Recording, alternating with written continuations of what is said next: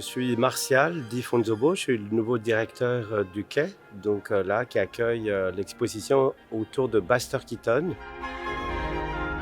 Buster Keaton est un personnage incroyable d'invention pour le jeu et pour le burlesque, ce qu'on appelle le burlesque.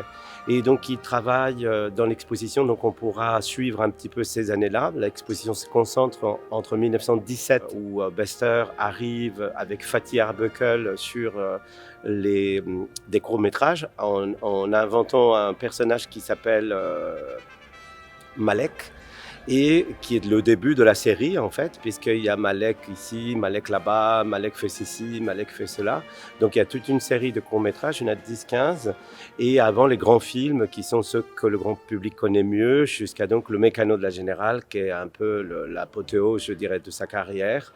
Et donc nous on s'arrête, l'exposition en tout cas s'arrête à 1928, qu'est l'arrivée du parlant.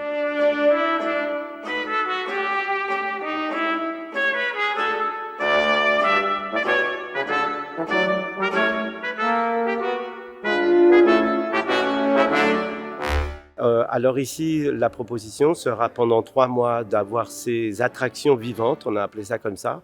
Ce sont donc plusieurs décors, des décors de théâtre, parce que forcément le décor de théâtre est très proche du décor du cinéma.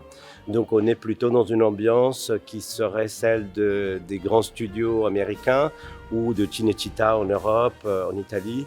Donc le public pourra se balader à l'intérieur des décors, et vous avez vu donc les images, c'est la classe du conservatoire, le CPES qu'on appelle, qui était donc en place ici depuis la direction de Thomas Joly, et donc avec Élise Vigier, on a développé des séquences, des mini-séquences qui permettent d'activer chacune de ces décors avec du vivant.